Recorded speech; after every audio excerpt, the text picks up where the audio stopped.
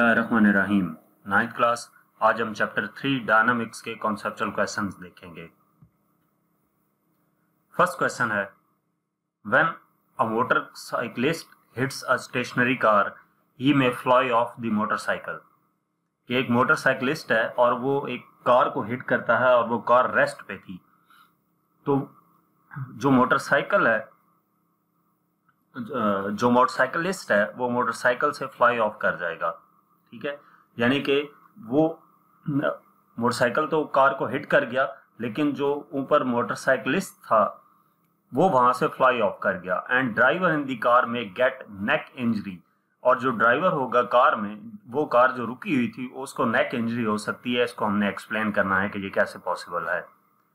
तो इसका आंसर देखते हैं हम। हमारे पास सबसे पहले क्या है कि जो मोटरसाइकिलिस्ट है उसने एक स्टेशनरी कार को हिट किया है। तो जब वो कार को हिट करेगा तो मोटरसाइकिल तो कार को लगने के बाद फौरन से स्टॉप हो गया यहीं पर, लेकिन इनर्शिया की वजह से जो मोटरसाइकिलिस्ट है वो अपने आप को स्टॉप नहीं कर पाएगा। इनर्शिया की वो प्रॉपर्टी है ना कि कोई ऑब्जेक्ट रेस्ट में है तो रेस्ट में रहता है, और अगर मोशन में है तो मोशन में रहेगा। तो जो साइकिलिस्ट है वो अपने आप को स्टॉप नहीं कर पाएगा और इनर्शिया की वजह से फ्लाई ऑफ कर जाएगा मोटरसाइकिल से। ये था हमारा पहला हिस्सा। अब क्वेश्चन के दूसरे हिस्से में ये कहा गया था कि जो ड्राइवर है कार में उसको नेक इंजरी हो सकती है, तो इसकी रीजन क्या है। तो इसकी रीजन यह है कि जो कार है वो रेस्ट पे थी।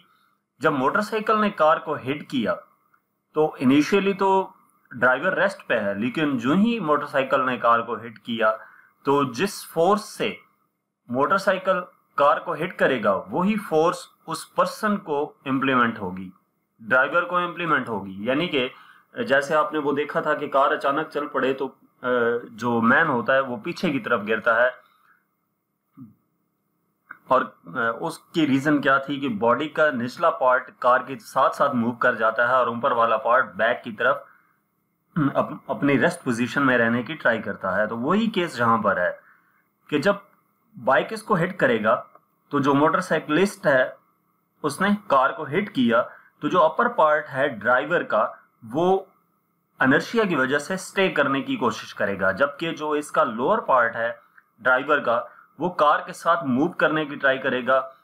कौन सी फोर्स? जो बाइक की वजह से इस कार को प्रोवाइड हुई।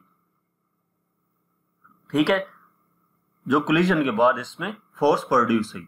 तो जो ड्राइवर है कार में, जाहिर सी बात है अचानक से उसको एक जर्क लगेगा जिसमें उसकी अपर बॉडी कार के साथ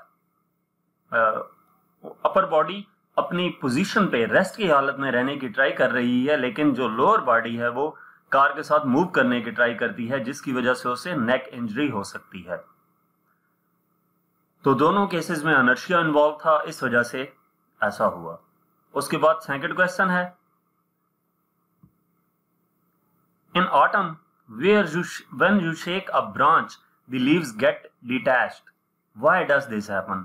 कि ऑटम में, खज़ां में जो लीव्स होते हैं, जो ब्रांचेस पे, दरख्त की शाखों पे जो पत्ते होते हैं, अगर हम उस शाख को थोड़ा सा भी हिलाएं तो पत्ते उस टहनी से गिर जाते हैं। इसकी वजह क्या है? तो उसकी रीजन ये है कि ऑटम में एक नॉर्मली जिस फोर्स के साथ वो पहले अटैच होते हैं दरख्त के साथ, वो वीक हो चुकी होती है, तो पत्ते कमजोर हो चुके होते हैं। अब जब ट्री को हिलाया जाता है तो जो पत्ते हैं वो इनर्शिया की वजह से रेस्ट की पोजीशन पे रहने की कोशिश करते हैं, जबकि जो ब्रांच है वो अपनी जगह से हिल गई। तो जब ट्री अपनी जगह पे रहने की कोशिश करते हैं तो उससे क्या होता है कि वो अपनी जो है ना दरख्त के साथ जो उनका एक बॉन्ड बना हुआ है, एक फोर्स के साथ वो उसके साथ अटैच हैं, तो वो टूट जाती है। तो वो क्या करते हैं कि पत्ते सारे नीचे गिर जाते हैं। तो यही इस क्वेश्चन का आंसर है। क्वेश्चन नंबर 3 है,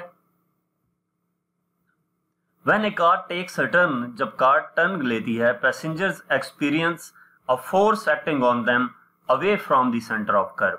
जो पैसेंजर्स होते हैं वो एक फोर्स एक्सपीरियंस करते हैं, यानी कि उनके ऊपर एक फोर्स इंप्लीमेंट होती है जो उन्हें away from the centre of the curve ले जाती है, तो इसकी रीजन क्या है?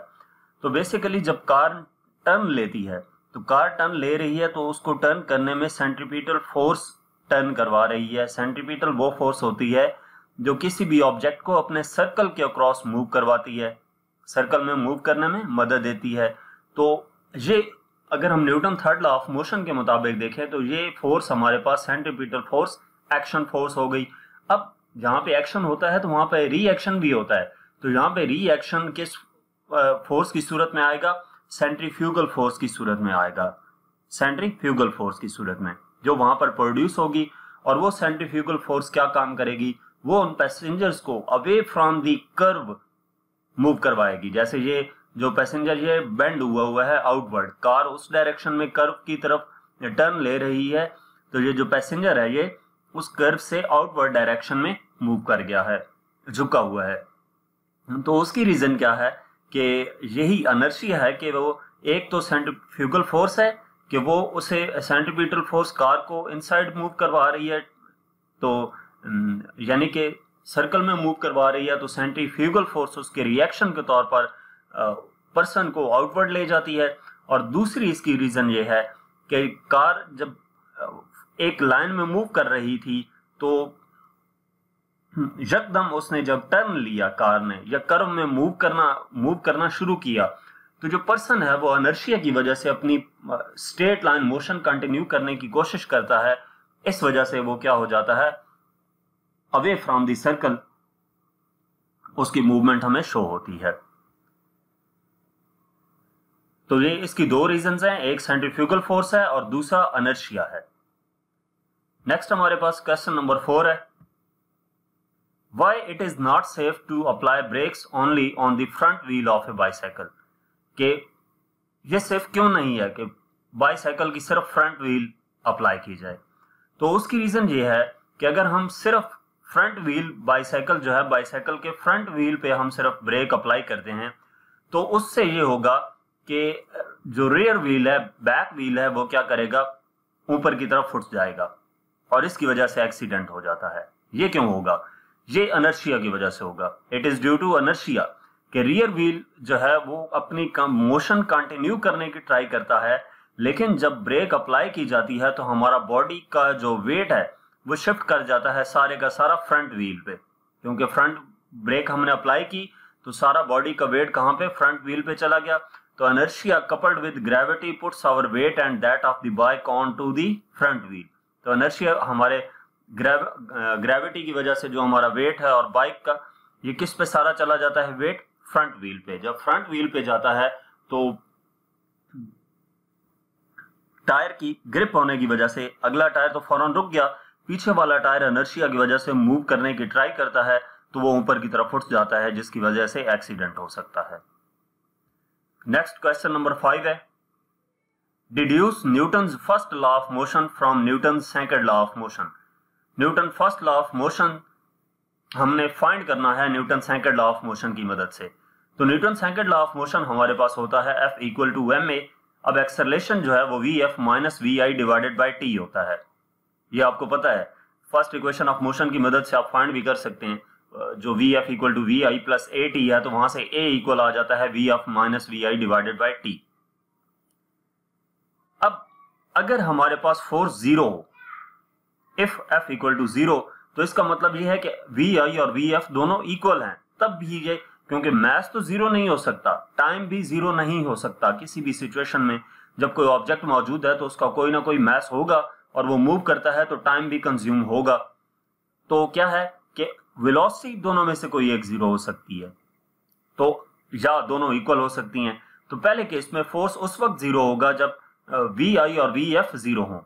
तो इसका मतलब क्या है कि ऑब्जेक्ट कंटिन्यू कर रहा है मूवमेंट अपनी यूनिफॉर्म वेलोसिटी के साथ, यानी कि Vi Vf के इक्वल है। मुराद ये है कि सपोज Vi भी इनिशियल वेलोसिटी भी 4 है, फाइनल वेलोसिटी भी 4 है, तो वो 4 किलोमीटर पर आवर की स्पीड यूनिफॉर्म वेलोसिटी से वो मूव कर रहा है, यानी कि नो नेट फोर्स अप्लाई हो रही है, तो इस वजह से F 0। दूसरा केस क्या हो सकता है कि Vi इक्वल टू Vf हो, यानी कि Vf 0 हो सपोज, ठीक है। Vf अगर 0 है तो इसका मतलब यह है कि object will stay at rest, object rest पे होगा। तो ये दोनों सिचुएशंस हमने देखी। तो Newton first law of motion के मुताबिक यही था कि ऑब्जेक्ट एट रेस्ट और यूनिफॉर्म मोशन। एट रेस्ट हमने फर्स्ट केस में देखा और सेकंड केस में देखा, और फर्स्ट केस में देखा था uniform motion. Tends to remain at rest और in uniform motion unless an external force applied on it. तो यही हमारे पास फर्स्ट लॉ था, और वो हमने Newton second law of motion की मदद से दो कंडीशंस इंप्लीमेंट करके हमने फाइंड कर लिया। नेक्स्ट क्वेश्चन नंबर 6 है, action and reaction are equal but opposite in direction. These forces always act in pair. Do they balance each other? Can bodies move under action-reaction pair? कि action और reaction equal हैं और opposite हैं एक दूसरे के, direction यानी कि इनकी अपोजिट होती है। ये फोर्सेस ऑलवेज एक्ट करते हैं पेयर की सूरत में। तो do they balance each other, क्या ये एक दूसरे को बैलेंस कर देती हैं? और फिर ये भी बताना है कि can bodies move under action reaction pair, जो बॉडीज मूव करती हैं अंडर एक्शन रिएक्शन पेयर के साथ या नहीं। तो इसका आंसर हम देखते हैं, हमारे पास है balanced forces are equal and opposite forces that act on the same object. Balanced forces क्या होती हैं? वो फोर्सेस होती है, जो पहले आपको मैं ये बता रहा हूं कि बैलेंस्ड फोर्सेस होती कौन सी हैं। उन्होंने यही कहा था ना कि एक्शन और रिएक्शन पेयर बैलेंस्ड कर देती हैं एक दूसरे को या नहीं। तो बैलेंस्ड फोर्सेस वो होती हैं जो इक्वल हों और ऑपोजिट फोर्सेस हों और सेम ऑब्जेक्ट पे इंप्लीमेंट हो। That's why cancel out each other. जब एक ही ऑब्जेक्ट पे इंप्लीमेंट होंगी तो वो कैंसल आउट कर देंगी। अब जो एक्शन और रिएक्शन फोर्सेज हैं वो इक्वल हैं और ऑपोजिट फोर्सेज हैं, लेकिन वो डिफरेंट ऑब्जेक्ट्स पे इंप्लीमेंट हो रही होती हैं, इस वजह से वो एक दूसरे को कैंसल आउट नहीं कर सकती। यानी कि do they balance each other, they don't balance each other. अच्छा, नेक्स्ट हमारे पास है no a body can not move under. अब हमने ये बताना था can bodies move under action reaction pair. तो बॉडीज एक्शन रिएक्शन पेयर के अंडर मूव नहीं करती। रीजन क्या है? हमारे पास एग्जांपल की मदद से हम देखें तो बुक जो है टेबल पे लाई कर रही है, बुक का वेट डाउनवर्ड है, इसको हम एक्शन का नाम दें, और जो रिएक्शन है नॉर्मल फोर्स जो टेबल की अपवर्ड है बुक पे, उसको नॉर्मल रिएक्शन फोर्स का नाम दें। तो ये दोनों क्या हैं? ऑपोजिट डायरेक्शन में हैं और सेम ऑब्जेक्ट पे इंप्लीमेंट भी नहीं हो रही ये फोर्सेस। तो इस केस में जो बॉडी है वो मूव नहीं कर रहा। तो इसका मतलब यह है कि एक्शन रिएक्शन पेयर के अंडर और जो बॉडी होती है वो मूव नहीं कर सकती। Question number 7, a man slips on the oily floor, he wants to move out of this area. एक मैन है और वो ऑयली फ्लोर पे गिर गया है, स्लिप हो गया है। अब वो इस एरिया से बाहर निकलना चाहता है। अब वो है भी अकेला, he is alone. He throws his back to move out of his slippery area. How can this act help him? उसने बैक को थ्रो किया है उस स्लिपरी एरिया से बाहर निकलने के लिए। तो ये एक्ट उसके लिए कैसे हेल्पफुल होगा? तो इसके लिए बेसिकली हमारे पास वही एक्शन रिएक्शन यूज हो रहा है कि यहां पर जो पर्सन ऑयली सरफेस पे गिर गया था, उसने ऑयली सरफेस पे गिरने के बाद एक चीज आपको मालूम है कि ऑयल जो है वो फ्रिक्शन को रिड्यूस कर देता है। तो उस पर्सन और फ्लोर के दरमियान जो फ्रिक्शन थी वो काफी हद तक कम हो गई। तो अब उसने बैक को जब थ्रो किया एक डायरेक्शन में, तो उससे क्या हुआ कि बैक के ऊपर एक्शन हुआ और वो सपोज लेफ्ट साइड की डायरेक्शन में मूव कर जाता है। तो उसका रिएक्शन होगा उस पर्सन पे, क्योंकि आप जानते हैं कि एक्शन और रिएक्शन दो अपोजिट फोर्सेज हैं, लेकिन वो सेम बॉडी पे नहीं होती। एक्शन बैक पे हुआ तो रिएक्शन उस पर्सन पे होगा कि जिस डायरेक्शन में उसने बैक को थ्रो किया उसकी अपोजिट डायरेक्शन में वो पर्सन खुद मूव कर जाएगा। तो एक्शन रिएक्शन पेयर के तहत क्या हुआ कि ऑब्जेक्ट जो था क्या कहते हैं, इसने जो बैक के ऊपर फोर्स अप्लाई की थी पर्सन ने, तो उसका रिएक्शन ये हुआ कि वो जो पर्सन था वो उसके अपोजिट डायरेक्शन में मूव कर गया। तो इस तरह उसकी हेल्प हो गई उस ऑयली फ्लो से बाहर निकलने में। नेक्स्ट क्वेश्चन नंबर 8 है, how would you use Newton's third law of motion and law of conservation of momentum to explain motion of rocket. आप Newton third law of motion और law of conservation of momentum की मदद से जो rocket की motion है उसको कैसे एक्सप्लेन कर सकते हैं? तो हम रॉकेट अगर देखें तो रॉकेट का प्रोसेस ये होता है कि उसमें जो गैसेस होती हैं वो बहुत ही ज्यादा स्पीड के साथ डाउनवर्ड इजेक्ट होती हैं, जिसके और उसको अगर हम एक्शन का नाम दें, जो गैसेस इजेक्ट हो रही हैं उनको एक्शन का नाम दें, तो उस एक्शन का एक रिएक्शन प्रोड्यूस होता है और वो किस पे होता है, इस रॉकेट पे, और रिएक्शन की बेस पे वो रॉकेट उन गैसेस की अपोजिट डायरेक्शन में मूव कर जाता है। यानी कि गैसेस डाउनवर्ड फ्लो कर रही हैं, डाउनवर्ड मूव कर रही हैं, तो इसके अपोजिट डायरेक्शन में ये रॉकेट मूव कर जाता है। तो ये एक्शन रिएक्शन के तहत क्या हुआ कि गैसेस डाउनवर्ड मूव किया, तो जो रॉकेट था वो अपवर्ड डायरेक्शन में मूव कर गया। ये तो हमने Newton third law of motion implement कर दिया। दूसरा हमारे पास है law of conservation of momentum, तो वो भी इस पे इंप्लीमेंट होता है।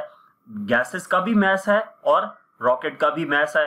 गैसेस भी किसी ना किसी वेलोसिटी से डाउनवर्ड मूव कर रही हैं और रॉकेट भी किसी ना किसी वेलोसिटी से अपवर्ड मूव कर रहा है। तो मैस और वेलोसिटी का जो प्रोडक्ट है वही तो मोमेंटम होता है। तो मोमेंटम कंजर्व रहेगा, ठीक है।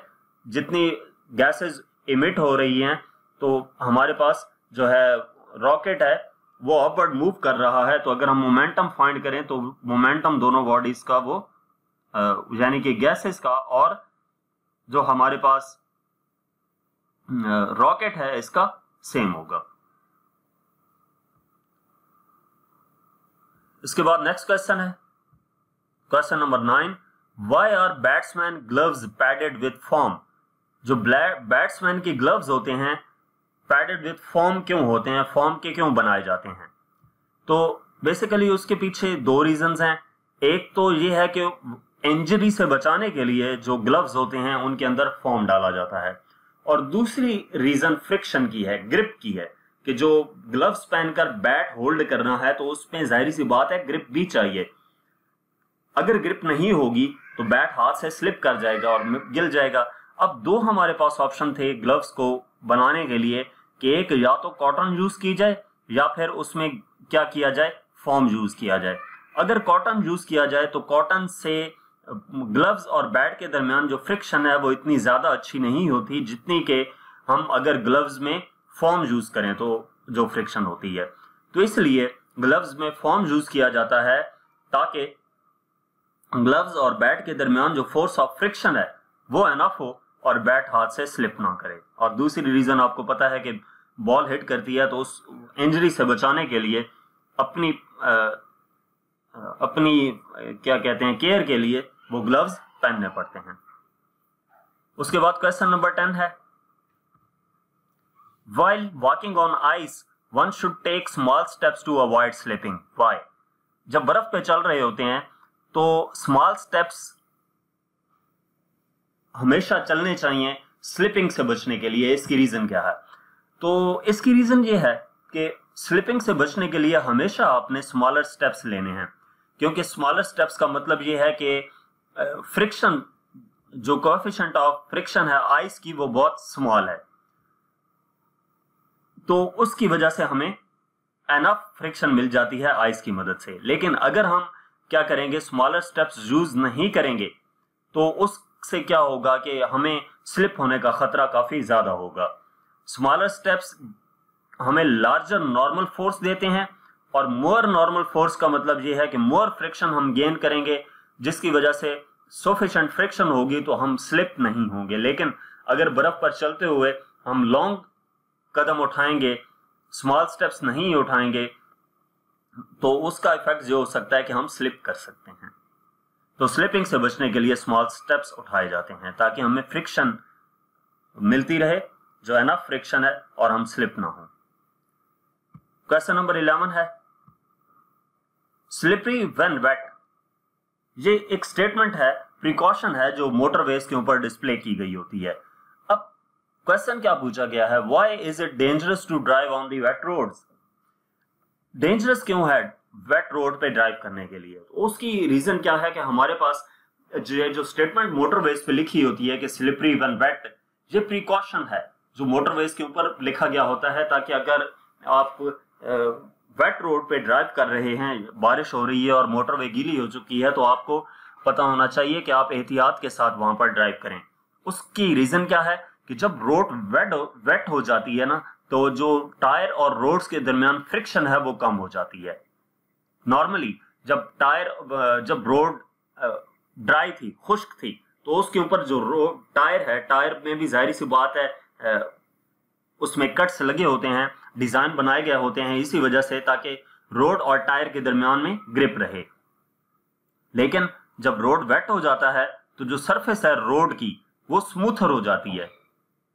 ठीक है, जाहिर सी बात है जो भी रोड की जो रफ सरफेस थी, थोड़ी बहुत ऊपर नीचे थी, वहां पे पानी फिल हो गया, तो अब पानी टायर के साथ भी लग चुका है। वैसे भी वाटर जो है वो फ्रिक्शन को रिड्यूस करता है।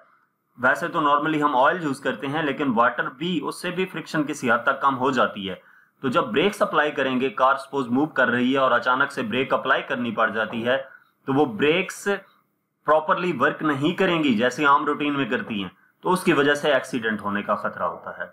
इस वजह से ये कहा जाता है कि स्लिपरी व्हेन वेट, यानी कि जब रोड वेट हो तो उस वक्त डेंजरस होगा ड्राइव करना रोड पे।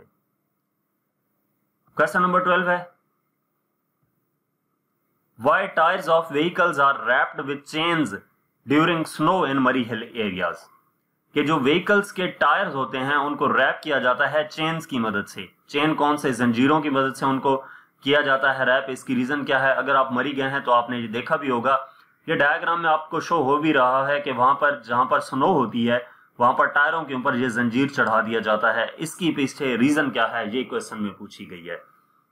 तो बेसिकली पहले भी हम एक स्नो से रिलेटेड क्वेश्चन डिस्कस कर चुके हैं, वहां पे भी मैंने फ्रिक्शन का हवाला दिया था कि फ्रिक्शन जो है वो लेस हो जाती है।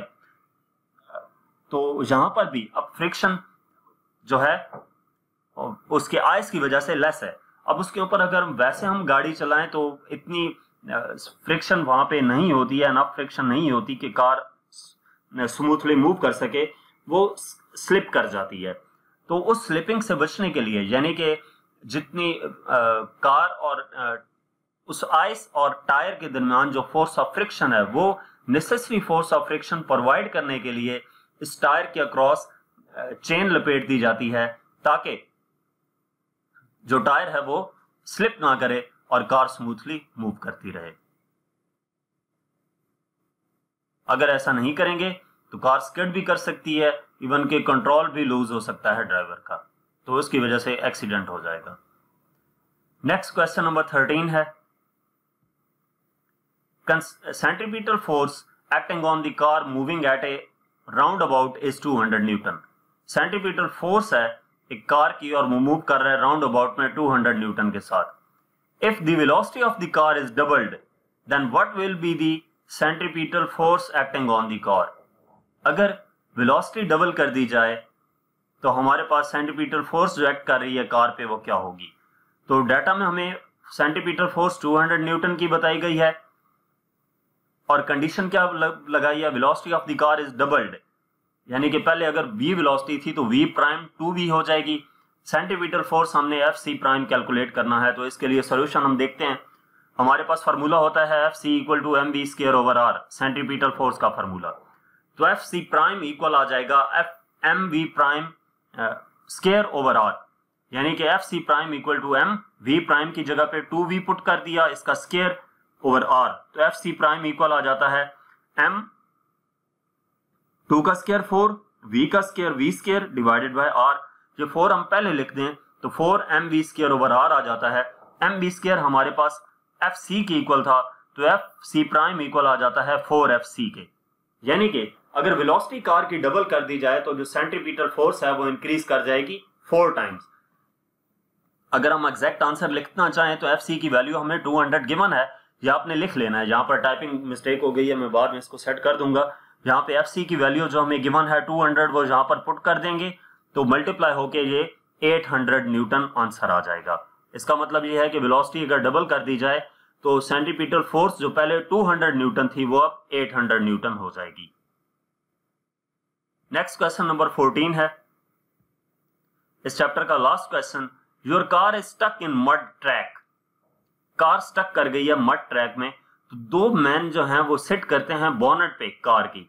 अब इसकी वजह से क्या होता है कि कार उस मड से निकल आती है।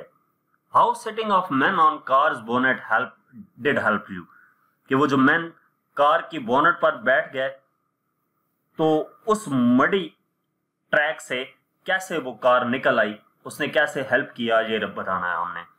तो बेसिकली जब कार एक मडी ट्रैक में फंस गई है तो हुआ क्या है, इसमें हुआ ये कि मड की वजह से जो हमारे पास ट्रैक है वो और टायर के दरमियान जो नेसेसरी फ्रिक्शन है जिसकी वजह से वो कार आगे मूव कर सकती है, वो फ्रिक्शन कम हो गई है। जब फ्रिक्शन मौजूद नहीं है तो कार मूव नहीं कर सकेगी। अब करना क्या है कि हमें वो फ्रिक्शन प्रोड्यूस करनी है अर्थ और टायर के दरमियान ताकि वो कार आगे मूव कर सके।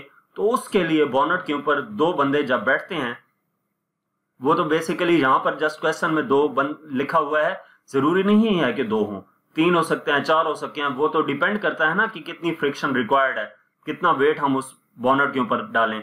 तो वो जब उसके ऊपर वेट आएगा तो अर्थ और टायर के दरमियान जो फ्रिक्शन है वो प्रोवाइड हो जाएगी, तो उसकी वजह से जो कार है वो इजीली बाहर आ जाएगी।